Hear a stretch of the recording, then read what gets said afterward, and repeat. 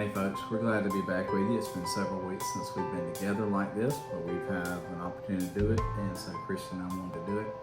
And we're doing another Bible Studies for Life series, and we're looking at the person of Elijah and looking at what it means to trust and have courage and those sorts of things as we serve God.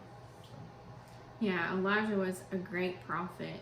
Jesus even referenced him in the New Testament, and he had such faith and trust. Today we're going to be looking at a portion, and the writer really wants to point out the trust, but if you look at his life, he had trust every day in every step he took.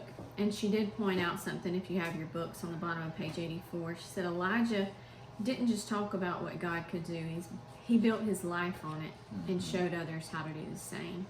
So we'll be looking at how he trusted God and thinking about ways in our life that we can trust God just moment by moment throughout the day. So if you have your Bibles, you can turn to 1 Kings chapter 17, and we're going to start in verse 7 today and read through verse 12 to begin with.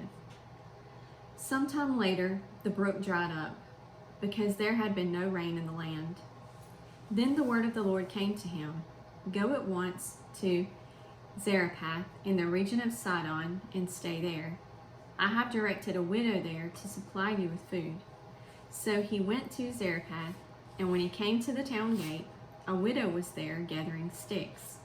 He called to her and asked, "Would you bring me a little water in a jar so I may have a drink?" As she was going to get it, he called, "And bring me, please, a piece of bread." "As surely as the Lord your God lives," she replied, "I don't have any bread, only a handful of flour in a jar and a little olive oil in a jug. I am gathering a few sticks to take home and make a meal for myself and my son, that we may eat it and die." So in this story, to give you a picture of what we would have looked at last week, Ahab has become king of Israel, and Ahab is an evil, deceitful, selfish, self-serving king, and he's very destructive.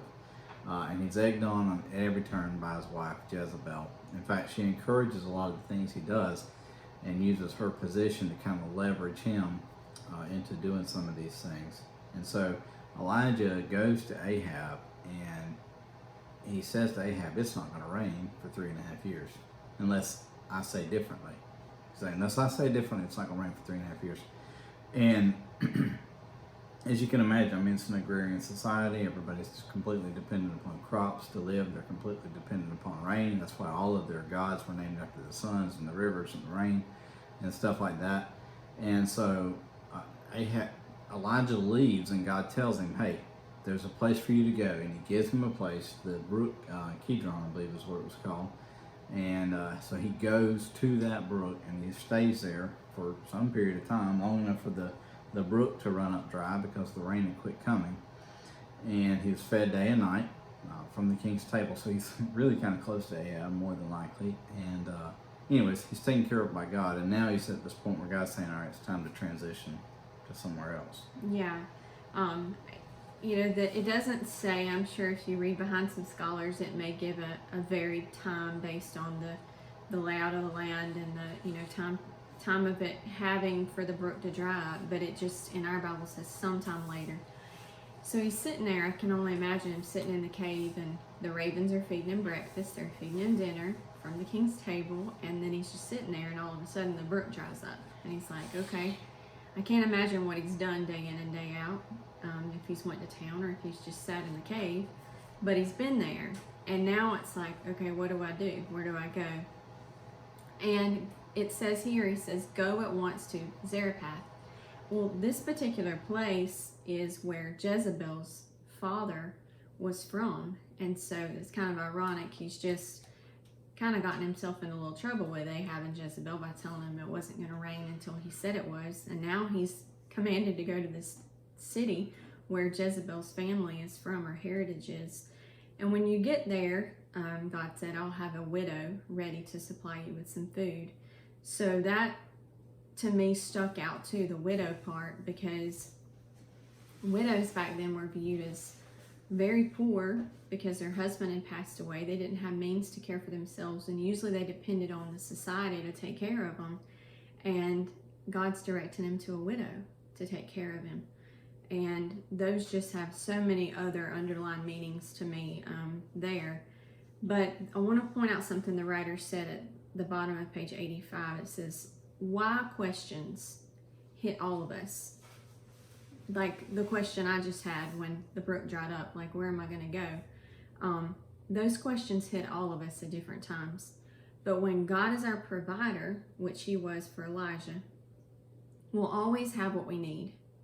Because the nature of the provision may change, but God is the source of the provision.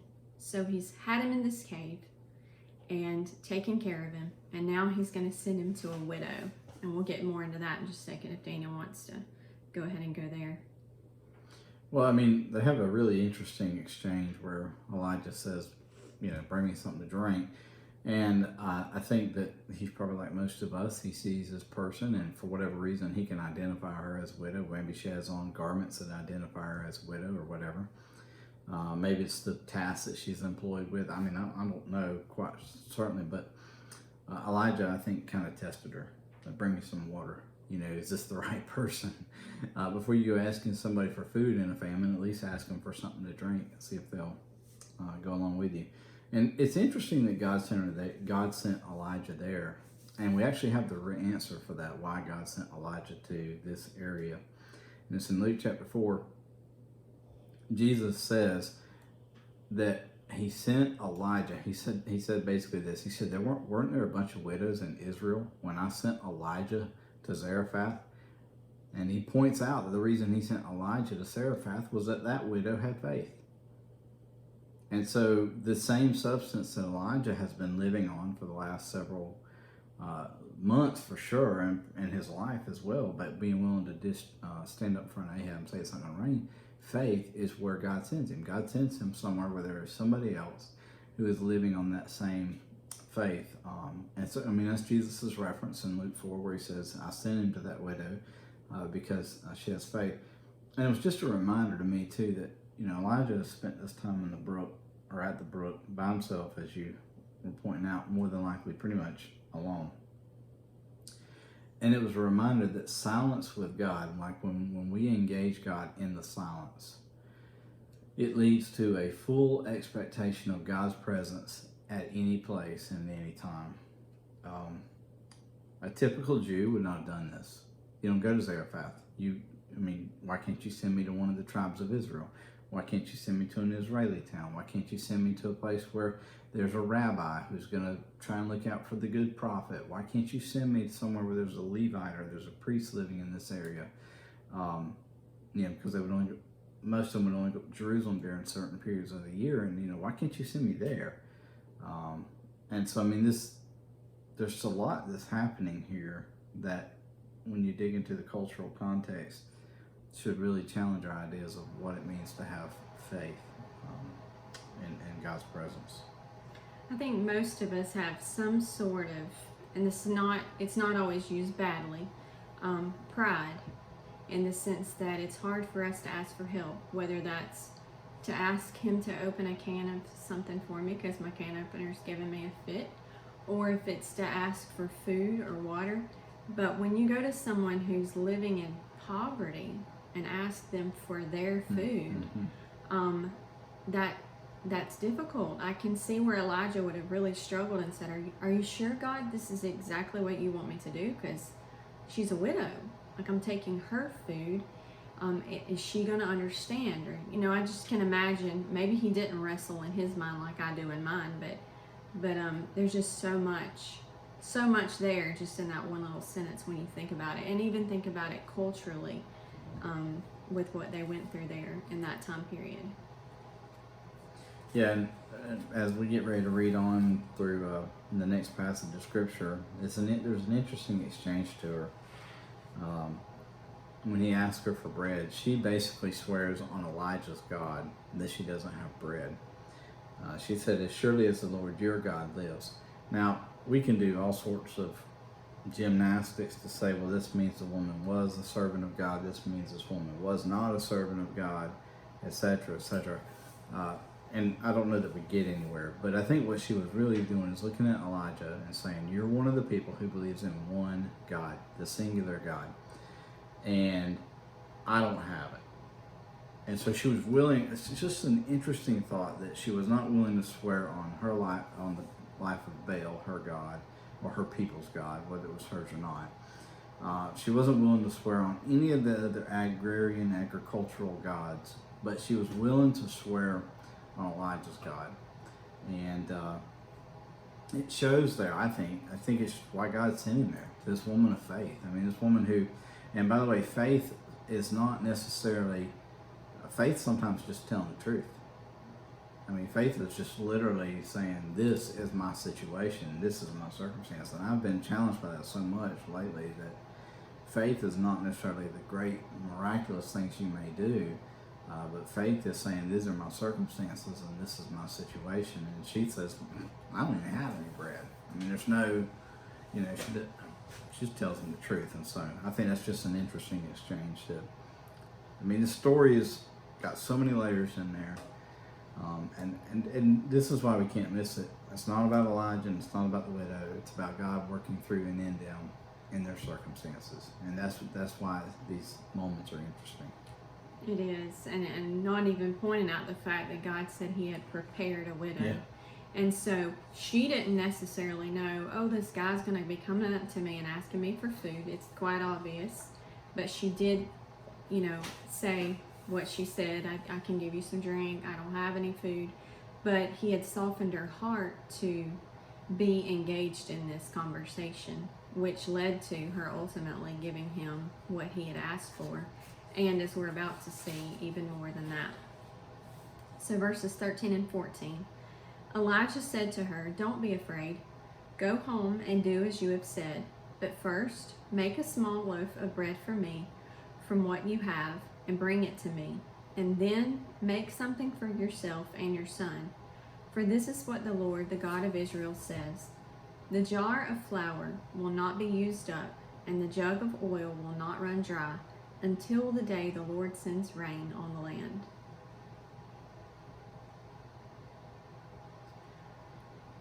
Well,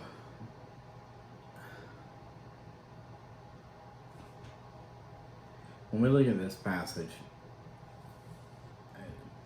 our response, in my estimation, should be to quickly apply it to our lives. And I just want to look at Elijah for a second. Elijah says to her, don't be afraid, go home and do what you said. Elijah 100% treats her concerns and treats her as valid and whole. He doesn't say it's going to be all right. He does say it's going to be all right. He gets there. He gets to that point. But the first thing he says is, you do what you've planned to do. But I'm asking you to take one step of faith in the middle of that. And I'm asking you to make a small piece of that for me. In other words, dedicate it for me. The idea being that you don't bake one loaf and then break off a piece for the prophet. You bake for the prophet and you bake for yourself, because there's a faith involved in that. And I see Elijah just looking at this woman and saying, yes, you have real valid concerns, and this is a horrible situation, and go ahead and do what you plan to do. I'm asking you to do this, and then he goes into what God's going to do. So Yeah, she had nothing to offer Elijah. She had an empty cabinet, empty pantry, and she had no prospects of getting any more from it. And she couldn't go down to Kroger and buy another bag of flour just because she was about to run out. She ultimately had lost all hope. She was going to, as she said in the last verse 12, I think it was verse 12, she was going to bake a cake for her and her son, and they were going to lay down and die, because what else are they going to do? There's no more food, there's no more drink. But she chose to do what he said. We'll see that in a minute here, but she chose to do what he said. So she had to take, like Daniel said, a leap of faith and decide, should I do what Elijah said? Should I try and test what he said? Or should I just do what I was going to already do and let this be my last meal in peace? And there's so many ways we can apply that to our lives, especially even today with what we have going on in the world with, the virus and then the relapse and stuff like that. But it's just a lot of faith and trust, one step at a time, day by day. Yeah, and as I was thinking of this passage, the visual that got me was that most of us view ourselves pulling up to a circumstance in our life with a U-Haul truck. And in that U-Haul truck, we may have couches. That might work. Nope, they don't work for this. Okay, we got a bed. Will that work? Nope, won't work.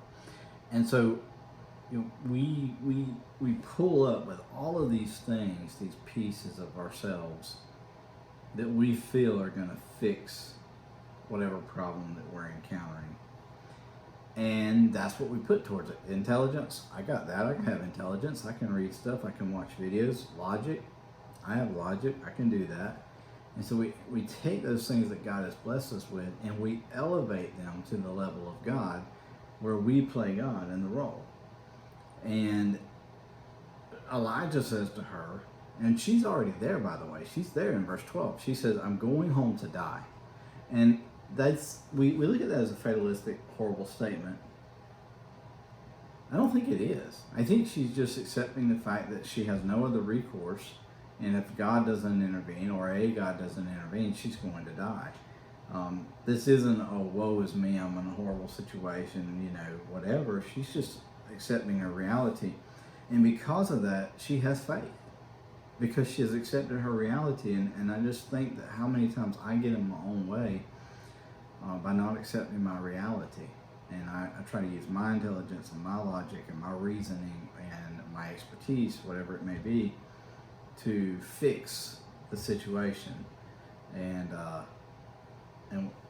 we exhaust ourselves. We're not in the mood for God to work. We're in the place for God to work. Yeah. Like I just exhausted you right there, huh? No. No. Well, I mean, I know that the illustrator, the writer goes on to make a ton of illustrations about like the vaccine and how, in our current circumstances and stuff. And it is a valid point that as we've tried to adjust, that we haven't done well. I mean, I haven't done well. It's so much easier to look and point and blame, and it's so much easier to complain and not just step into wherever we're at in our life and say this is the circumstances of our life and move on with it.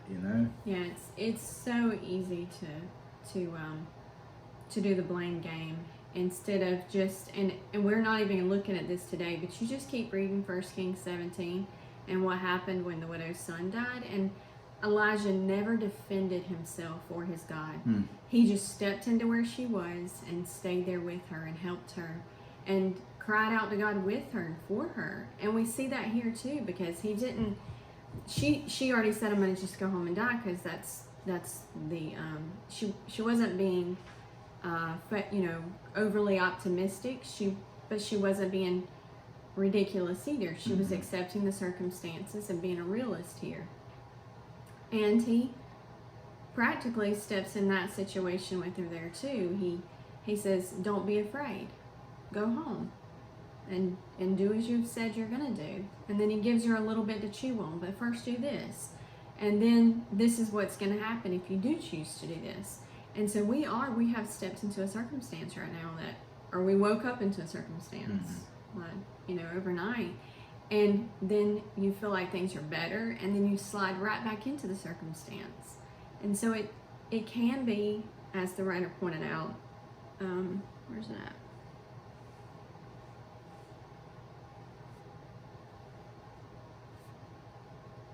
I can't find it.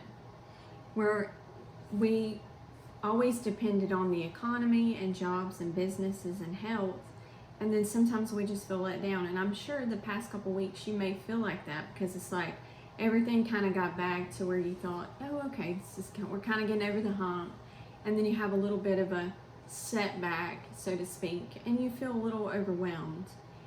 And that's okay.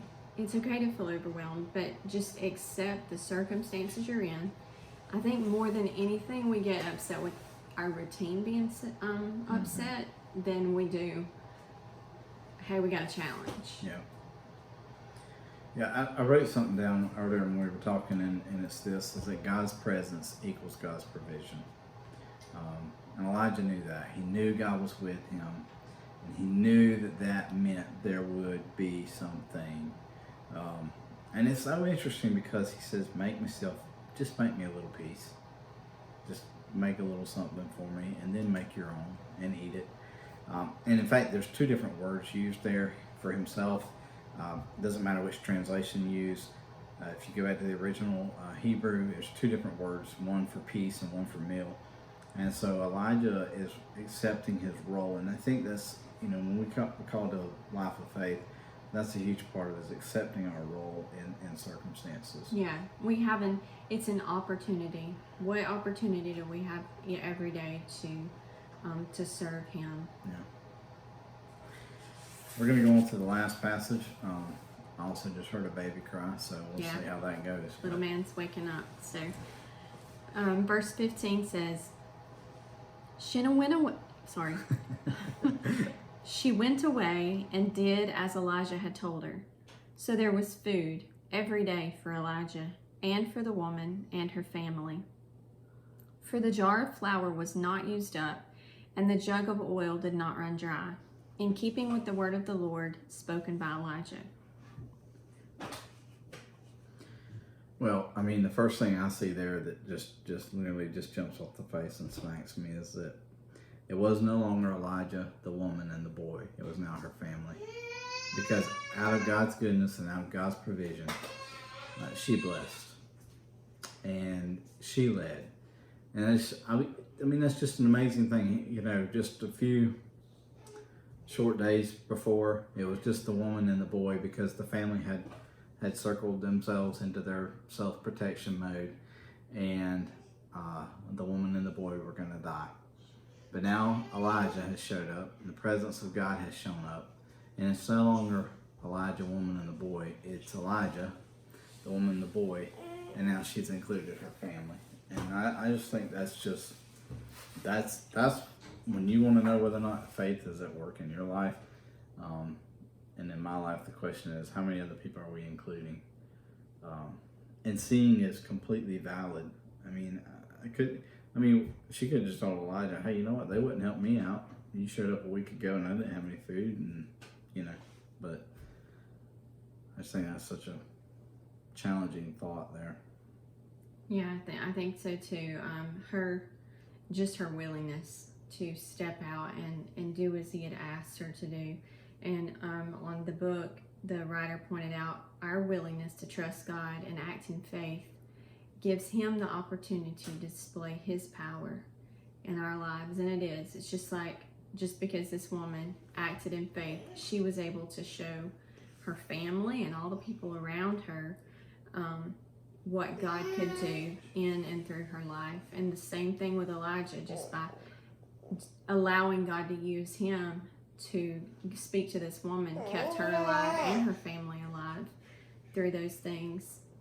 And the other example that was given was Matthew 9:22, when the woman had suffered with bleeding for 12 years, and she stepped out in faith and touched Jesus' robe. And there's multiple stories of that in the New Testament. Luke 17 and the 10 lepers, and the ones who he told them to go and show themselves, and they obeyed, and they were healed. And just the acts of faith and just stepping out and doing as you've been asked to do.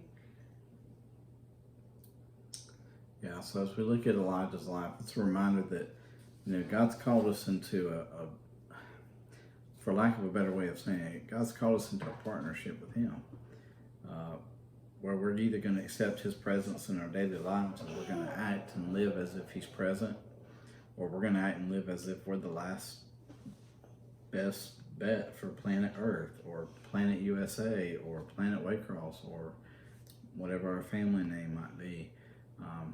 And push ourselves to the top so that we make sure our voice is heard, or if we're just going to serve in faith. So take Elijah's story and let it challenge you there as it has us.